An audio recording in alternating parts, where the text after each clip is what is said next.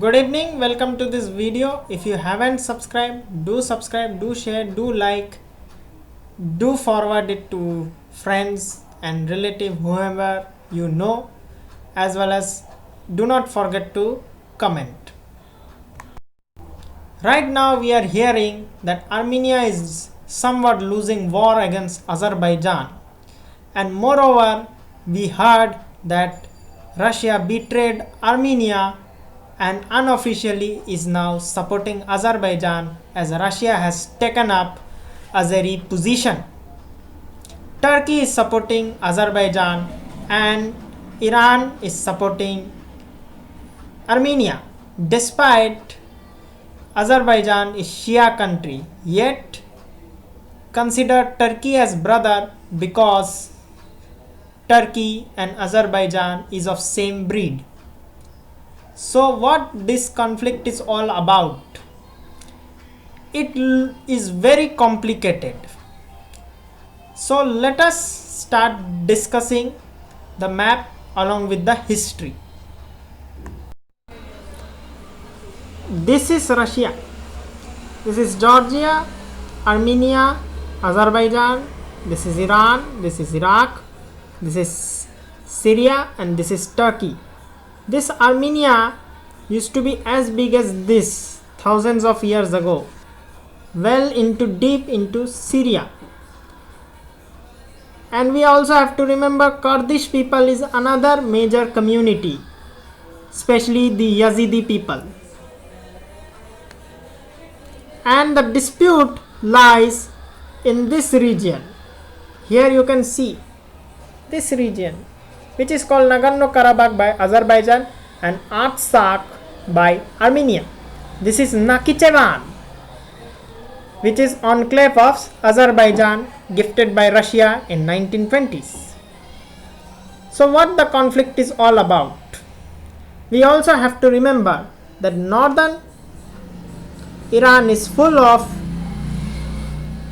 Azeri people, and actually the conflict is much more complex. The fight is not just between Armenia and Azerbaijan. The fight is between Russia, China, Iran, Turkey, Israel and America. So let us discuss this conflict in detail. Armenia is one of the oldest country in the world and one of the world's first country to adopt Christianity even before Rome. Armenia lied on the region between Rome and China and Iran and India that used to be part of Silk Route. It is still today part of Silk Route, which China is using for BRI project. Armenia was constantly invaded by Persians and Romans. Armenia used to resist it each and every time and appeared almost victorious. But in 7th century, a new contestant appears in the scene, that was Caliphate. Caliphate captured almost whole of Middle East. Yet Armenia resisted it successfully initially. But as a result later, in 9th century as well as in 12th century, tribes from Central Asia either brought as slave by caliphs or ran away to flee from Mongols came to Iran. Caliphate was collapsing somewhat. So to bring back stability, this caliph appointed these tribes to restore the empire. These tribes came to be known as Turks or Turkic. This tribe captured entire Middle East, and this time they successfully captured Armenia. Here in present day Azerbaijan, which was part of Iran, and Turkey, which was Anatolia, mix of Anatolian and Persians. This Turk tribe used bride kidnapping. This Turk would make them their women as their wives or slaves, from which generation to generation physical transition happened. Hence, their children are now known as Azeri in Azerbaijan and Turkish in Turkey.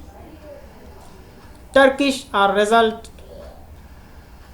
and you can see as a result Turks and Azeri have very big eyes in comparison to their ancestral tribes in Kazakhstan, Xinjiang and Turkmenistan, who have comparatively small and sharp eyes.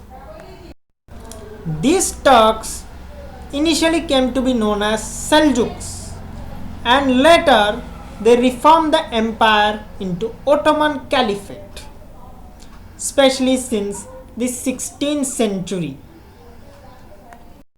Armenian people were stubborn. They did not lose the hope. They were keep on fighting these Turks. They got less and less in number, yet they did not give up. In 15th century and 16th century, Iran, which initially was Sunni, converted to Shia under Safavid dynasty. All Sunni who resisted this decision were butchered and killed in massive numbers. As a result, war again happened with Turkey, and Iran usually came as victorious. Then in 17th century, Russia arrives, as Russia was interested in this region. Russia captured the northern territory of Iran that now came to be known as Azerbaijan, Armenia, as well as Georgia, Chechnya, Dagestan and others. We have to remember eastern Turkey still had significant Armenian population, and all Iranian capital used to lie in northern territory, Tabriz and even Tehran, which is Azeri majority area. This area is crucial as Iran wanted to westernize, and this area lie in the route which connects Asia to Europe via land. This became reason for mass killing of Armenians in 1915 by the Turks, as Turks perceived them as agent of Russia. Many people call it genocide, although Turkey deny it. Later, Russia collapsed and new USSR empire rises. USSR again captured this area, make peace treaty with Turkey, and hence once again Armenia is under rule of Russia. This time map of this territory was to be decided, and the map was distributed and divided all according to the jigsaw puzzle in advantage of capturing Iran by Russia.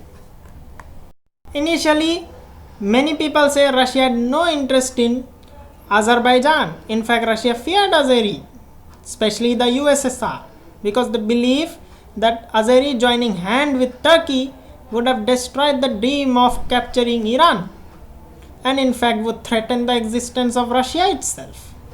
So, but later they changed, because they got the community of Armenians. So, map was designed in such a way that there would be no continuous connection to Turkey from Azerbaijan. Yet, there will be enclave which would connect Turkey and belongs to Azerbaijan called Nakhichevan.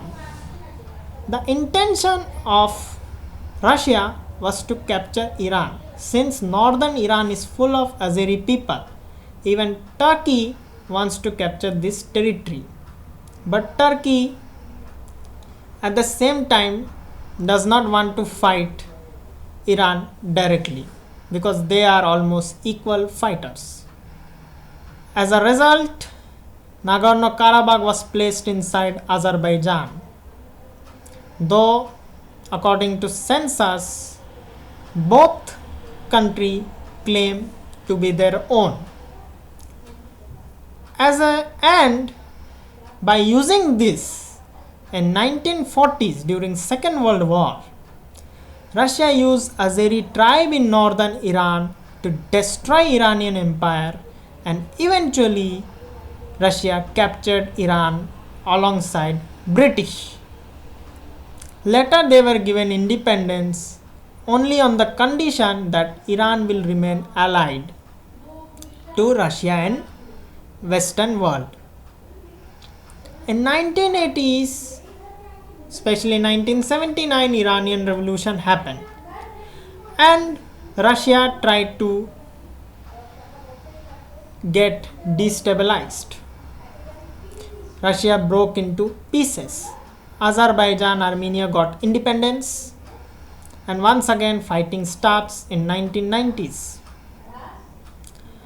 Initially Russia supported Azerbaijan, but due to collapse of empire as well as Western pressure, Russia backed off and Armenia captured Nagorno-Karabakh from Azerbaijan. Now back to 2020, lot of skirmishes happened. Now major war is going on, and we are again seeing Russia is behaving in exactly same way as it did in 1990s. Although they are giving minimal arms supply to Armenia, but unofficially is supporting Azerbaijan. The biggest loser in this case is Iran, as Iran is getting bullied by both Turkey, Russia and China. China wants Iran to be on her side because Iran is trying to be well off with both India and China. India has investment like Chabahar. So, and Israel is supporting Azerbaijan because Israel is a big rival of Iran as declared by Iran itself. So, what is the end of this conflict? What should India do in this situation? The perfect thing India can do is that India should mediate the conflict. India should not only involve just Azerbaijan and Armenia, but also Russia, Turkey, Iran. Make peace deals with all of them. And even Pakistan, so that China does not intervene according to Indian foreign policy maker. So what do you think? Who will win this battle? Do comment. And hence, do share, do subscribe, do press like button, do comment and do forward to all those who knows you. Namaste and thank you. Jai Hind.